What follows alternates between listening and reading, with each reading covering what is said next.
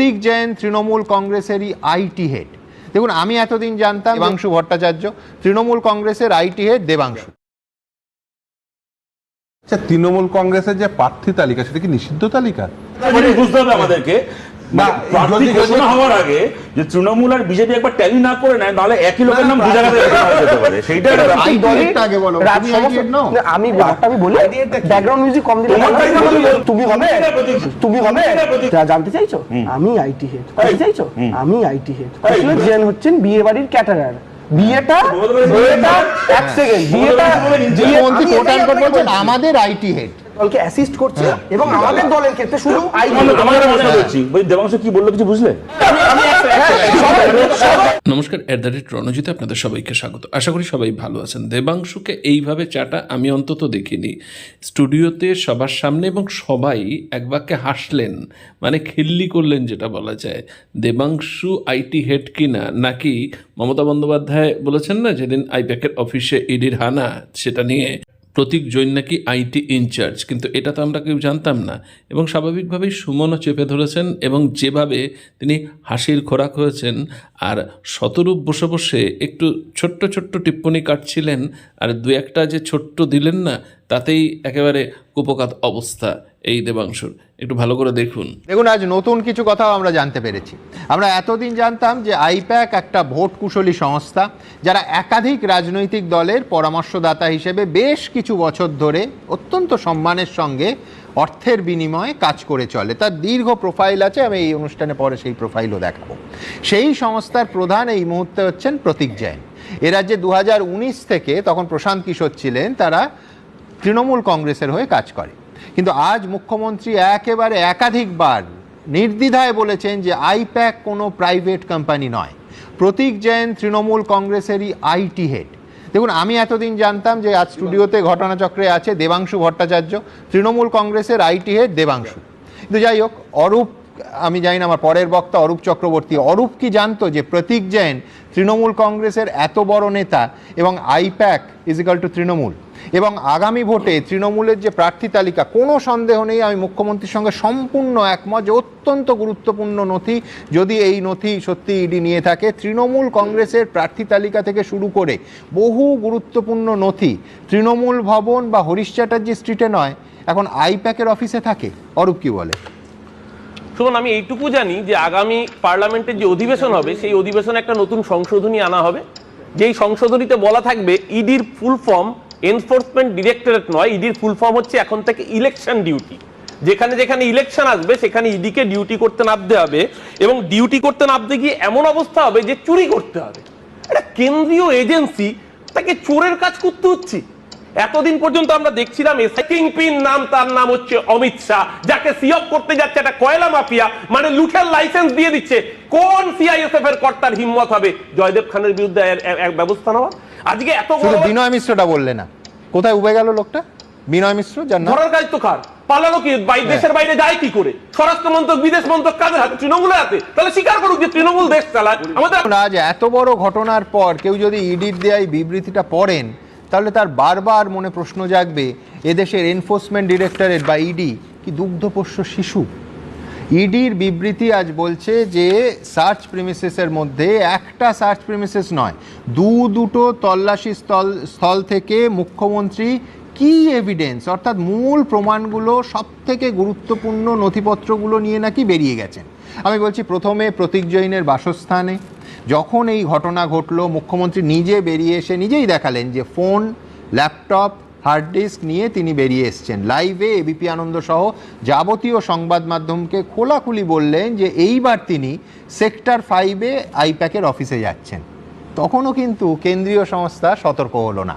মুখ্যমন্ত্রী Loudon street থেকে Salt Lake sector 5-এ গেলেন, সেখানে গিয়ে আবার ইডিরই ভাষায় ফোর্সিভলি, বলপূর্বক নানাবিধ ফিজিক্যাল ডকুমেন্ট, আমি ইডিকে কোট করছি, এবং ইলেকট্রনিক এভিডেন্স নিয়ে চলে গেলেন। মানে পুরো বিবৃতিটা পড়ে যে কোনো সুস্থ মানুষের একটাই প্রশ্ন মনেও জাগবে, ইডি কি কচি খোকা? এত সেন্ট্রাল ফোর্স নিয়ে সকাল বিকেল মিডিয়াকে যারা আটকায়, একেবারে ঘিরে ফেলে, যেখানে এই তল্লাশি চলে ঘন্টার পর ঘন্টা, তারা কি করছিল? নীরব দর্শক হয়ে চুপচাপ দাঁড়িয়েছিল? এই প্রশ্ন উঠবেই। আচ্ছা, তৃণমূল কংগ্রেসের যে প্রার্থী তালিকা সেটা কি নিষিদ্ধ তালিকা? আর প্রার্থী তালিকায় এই প্রার্থী হবে, লোকে তো দেয়ালে দেয়ালে লিখে তার প্রচার চাই। দ্বিতীয়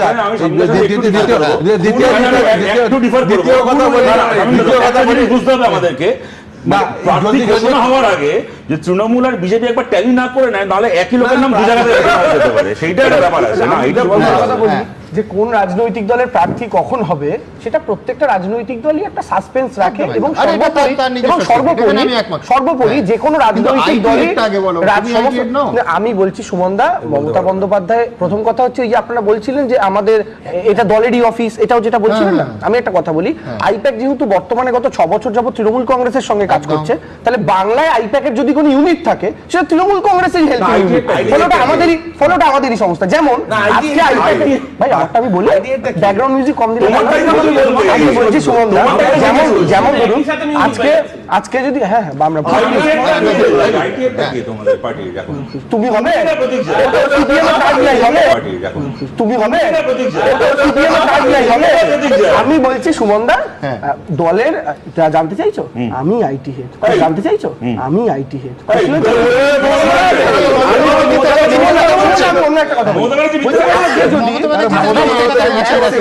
দেবাংশু স্পষ্ট বলছে ওই আইটি প্রতীক জৈন আমাদের পার্টির অফিসিয়াল কোনো পোস্ট হোল্ডার নন, প্রতীক জৈন আমাদের দলকে অ্যাসিস্ট করছেন, প্রতীক জৈন হচ্ছেন বিয়ে বাড়ির ক্যাটারার। বিয়েটা তারাপদ চৌধুরীর মেয়েরই হচ্ছে, তারামা ক্যাটারারের নয়। তারামা ক্যাটারারের কাজ হচ্ছে বাজার করে কেটে সবজিটা সার্ভ করে দেওয়া। মিলন ক্যাটারার ভালো খাইয়ে গেল, মুখ্যমন্ত্রী quote and quote Tarapada Chowdhury খাইয়েছে, মুখ্যমন্ত্রী কোট অ্যান্ড কোট বলছেন আমাদের আইটি হেড। হ্যাঁ আমি এটাই বলছি, দেখুন আমাদের আইটির আমি বলছি আমাদের আইটির যত কাজকর্ম তার অধিকাংশ কাজকর্ম আইপ্যাকের অফিস থেকে হয়, ঠিক আছে? এবার সেই এই যে কাজকর্মগুলো হয় সেগুলোর ক্ষেত্রে ধরুন পলিটিক্যাল ডেজিগনেশন আমি বলছি ও করছে প্রফেশনালি টাকার বিনিময়, তুমি করছো আদর্শগত জায়গা থেকে। রাজনৈতিক ডেজিগনেশনের ভিত্তিতে যদি দেখেন, যেহেতু দলের সঙ্গে আমি যুক্ত, রাজনৈতিক ডেজিগনেশনের জায়গাটা থেকে আমারই আইপ্যাক আমাদের দলকে অ্যাসিস্ট করছে, এবং আমাদের দলের ক্ষেত্রে শুধু আইটির কাজ নয়, আমাদের দলের প্রচার থেকে শুরু করে বিভিন্ন ক্ষেত্রে ম্যানেজমেন্টের যে জায়গাটা সেটা আইপ্যাক আমাদের বহুদিন ধরে হেল্প করছে। যেটা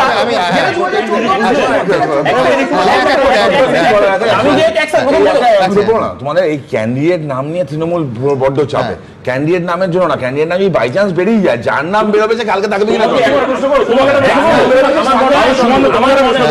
দেবাংশ কি বললো কিছু বুঝলে?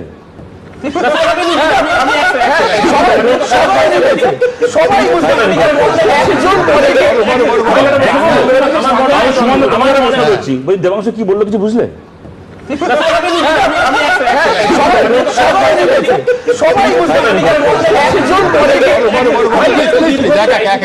আমি জানি ধরো এসবিআই এর সফটওয়্যারটা বানিয়েছে টিসিএস, এবার সফটওয়্যারটা যদি আরে বিতর্কটা আগে এগিয়ে নিয়ে অরূপ এক সেকেন্ড, আমার পার্টির 30টা আইটি হেড আছে, আচ্ছা ওর আপত্তি নেই, কিন্তু ইংরেজি বেশ ওর আপত্তি নেই, কিন্তু মুশকিলটা হচ্ছে যে ইংরেজি ভাষার আপত্তি আছে। তার কারণ হচ্ছে শব্দটা হেড আছে, হেড একজনই হয়, কেউ দশানন নয় তো, রাবণ নয় তো যে 10টা হেড থাকবে। সুতরাং মানে কারুর শতরূপের আপত্তি না থাকতে পারে, ইংরেজি ভাষার আপত্তি আছে। কিন্তু জোকস অ্যাপার্ট, তুমি যেহেতু একটা প্রাইভেট ফার্মের কথা বললে, আমি বলছি ইস্যুটা হচ্ছে যে ধরো একটা টিসিএস এর নামটা তুমি করলে, আমি সেই বলতে সেই প্রেমিসেসে কোনো ঘটনা ঘটলো, আমি বলছি তার জন্য লায়াবেল কে হবে, এবং পুলিশ বা এজেন্সি, রাজ্যের পুলিশই বলছি বা কলকাতা পুলিশ তো অনায়াসে যেতে পারবে। আজকে যেদিন আমার সফটওয়্যার প্রপারলি ফাংশন না করে, হেডেকটা কিন্তু এসবিআই এরই থাকবে, হেডেকটা টিসিএস এর একা থাকবে। ঠিক একদম। আচ্ছা বেশ হয়েছে আমি কাকে সরিয়ে হবে? দেবাংশুকে না প্রতীক জৈন? এটাই বলো। আচ্ছা আমি হতে চাইছি